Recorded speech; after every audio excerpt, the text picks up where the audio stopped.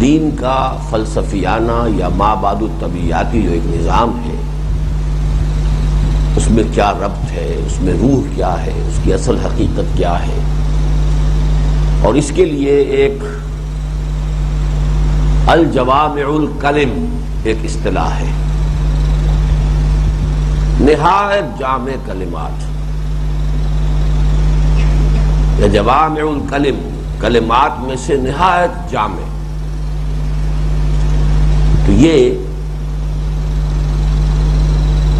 بہت چھوٹے چھوٹے ٹکڑوں میں، دو دو لفظوں میں، تین تین لفظوں میں بڑی عظیم حقیقتیں ہیں کہ جو حضور صلی اللہ علیہ وسلم نے بیان فرمائی. اور حضور کا اپنا قول ہے، یؤتیت جوامع الکلم، مجھے بڑے جامع کلمات اللہ نے عطا فرمائے.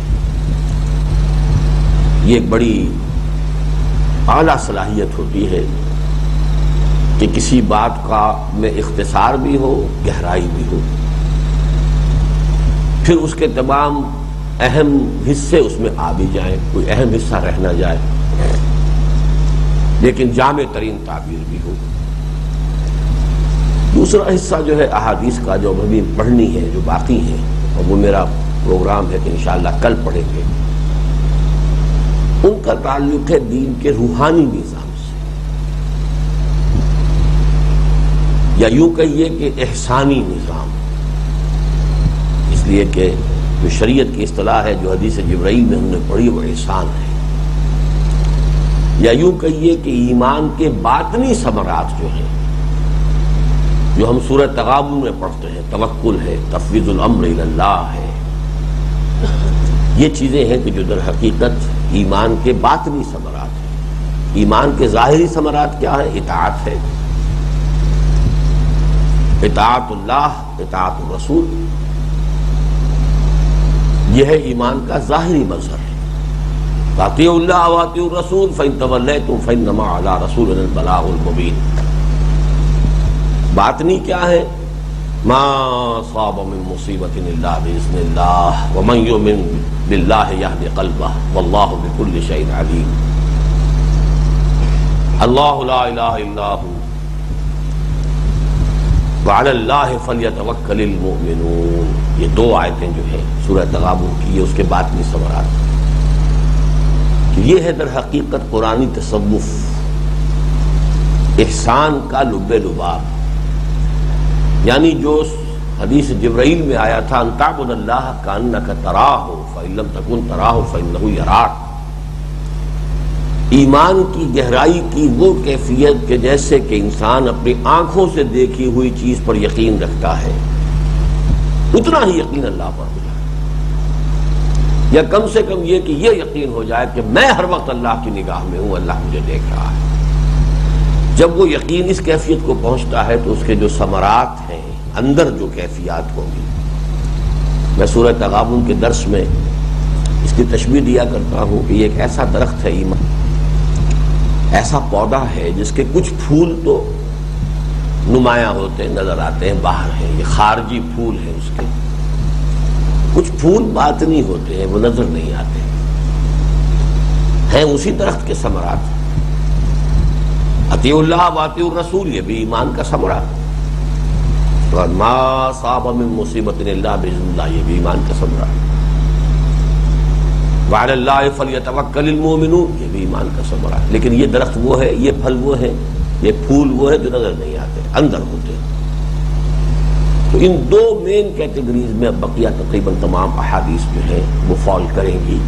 اگرچہ امام نووی نے ان کو اس طریقے سے مرتب نہیں کیا ہے کہ ایک شعبے کی حدیثیں ساری جب پہلے جمع کر لی جائیں، پھر دوسری قسم کی ساری حدیثیں جمع کر لی جائیں. اور اس میں حکمت معلوم ہوتی ہے. وہ حکمت وہی ہے جو قرآن مجید کی ترتیب میں بھی اللہ تعالیٰ نے ملحوظ رکھی ہے، کہ اللہ تعالیٰ نے بھی مدنی مکی صورتوں کو اس طریقے سے ملایا ہے کہ فرض کیجئے ایک شخص ہر روز ایک منزل پڑھے تو اسے ہر طرح کا جو ہے قرآن مجید کے تقریباً تمام مضامین میں سے کچھ نہ کچھ حصہ دستیاب ہو جائے. اگلے روز بھی وہ ایسا نہ ہو کہ اب محروم ہو جائے، بلکہ یہ کہ پھر کچھ چیزیں ذرا مختلف الفاظ میں، مختلف اسلوب میں، مختلف کانٹیکسٹ میں بہت سی چیزیں پھر دوبارہ آ جائیں گی. تو چونکہ یہی اسلوب قرآن کا ہے تو میں سمجھتا ہوں شاید اسی بنا پر واللہ عالم، ورنہ بڑی آسانی سے ان احادیث کو کیٹیگورائز کیا جا سکتا ہے کہ یہ اصول الدین پر ہیں، یہ دین کے قانونی سٹرکچر پر ہیں، یہ حکمت دین فلسفے کی سطح پر، یہ حکمت دین تصوف کی سطح پر، چار گویا کہ بنیادی کیٹیگریز جو ہیں ان احادیث کی بنائی جا سکتی ہیں۔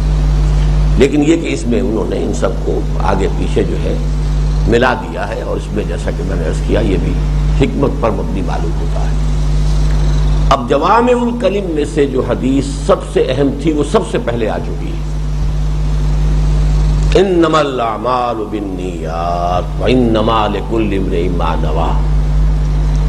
اور میں عرض کر چکا ہوں کہ چونکہ اکثر محدثین نے اپنے مجموعوں کی ترتیب ایسی رکھی ہے کہ پہلے نمبر پر اسی حدیث کو لائے ہیں، تو امام نووی بھی اسی کو لائے کہ تمام نیک اعمال کا دار و مدار نیتوں پر ہے، آپ کس نیت سے کر رہے ہیں۔ دنیا والوں کے سامنے تو صرف ظاہر آتا ہے، عمل کا فارم آتا ہے، اس کی بنا پر وہ فیصلہ کر دیں گے یہ بڑا اچھا کام ہے، بڑی اونچی نیکی ہے، بڑا سخی انسان ہے۔ لیکن اللہ کے علم میں اگر یہ ہے کہ وہ سخاوت کر رہا ہے اپنی تعریف کرانے کو، اپنی شہرت کے لیے، یا آئندہ الیکشن کے لیے، یہ تو اندازہ انسانوں کو بھی ہو جاتا ہے کہ یہ سارام ہو رہا ہے آنے والے الیکشنز کے لیے، لیکن یہ چیز تو وہ ہے جو انسانوں کی سمجھ میں بھی آ جاتی ہے، لیکن کوئی شخص کسی شہرت کے لیے، ریاکاری کے لیے کر رہا، اللہ جانتا ہے، تو اللہ تعالیٰ کے ہاں اس عمل کا زیرو ہے، کوئی اس کا وزن جو ہے اللہ تعالیٰ کی میزان میں نہیں ہوگا، اے بگ زیرو۔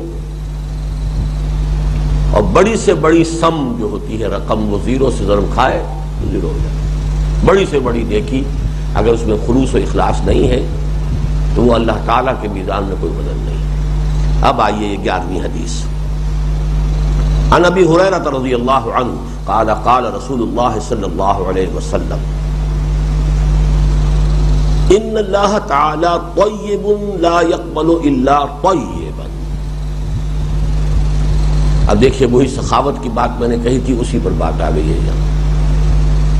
حضرت ابو ہریرہ اس کے راوی ہیں، اور یہ حدیث جو ہے صحیح مسلم کی ہے۔ فرماتے ہیں کہ حضور نے ارشاد فرمایا اللہ تعالی خود پاک ہے اور صرف پاک چیز قبول کرتا ہے۔ آپ نے حرام ذریعے سے جو ہے کمائی کی اور خیرات کر رہے ہیں، اللہ کے یہاں مقبول نہیں ہوتی۔ حلال ذریعے سے کمائی کریں تو چاہے ایک مٹھی بھر کھجور بھی آپ نے اللہ کی راہ میں صدقہ کی ہے، وہ اس من و سونے سے زیادہ ہوگی کہ جو حرام کی کمائی میں سے دیا گیا۔ اور دلیل کتنی پیاری ہے کہ ہر شے کے ساتھ ایک مجانست ہوتی ہے، مجانست کا مجانسہ، مفاعلہ، جنس، تو جو فارسی میں کہتے ہیں کنگ ہم جنس باہم جنس پرواز، پرندے جو ہیں وہ بھی ایک دوسرے کے ساتھ ایک جنس کے ساتھ ہی پرواز کرتے ہیں، تو یہ وہ مجانس، اللہ خود پاک ہے، ناپاک کو کیسے قبول کر لے گا؟ دلیل یہ ہے ان اللہ طیب لا يقبل الا طیبا وَإِنَّ اللَّهَ أَمَرَ الْمُؤْمِنِينَ بِمَا أَمَرَ بِهِ الْمُرْسَلِينَ، اور اللہ نے تمام اہل ایمان کو بھی وہی حکم دیا ہے کہ جو اپنے تمام رسولوں کو حکم دیا ہے۔ اب یہاں حضور نے اپنی اس حدیث میں قرآن مجید کی آیات جو ہے اس کا حوالہ دیا، فقال تعالی یا ایھا الرسل کلوا من الطیبات واعملوا صالحا، اے میرے رسولو پاک چیزیں کھاؤ اور عمل کرو صالح۔ پاک چیز کھاؤ گے تو صالح عمل نکلے گا، حرام مال سے تو پھر منکرات ہی وجود میں آئیں گے۔ کلوا من الطیبات واعملوا صالحا، وقال تعالی یا ایھا الذین آمنوا کلوا من الطیبات ما رزقناکم، اور اسی طرح اللہ تعالیٰ نے جو حکم رسولوں کو دیا وہی اہل ایمان کو دیا کہ جو رزق ہم نے تمہیں دیا ہے ان میں طیب چیزیں استعمال کرو۔ اب آ رہی ہے سخت ترین حدیث کا سخت ترین حصہ، ثم ذکر الرجل،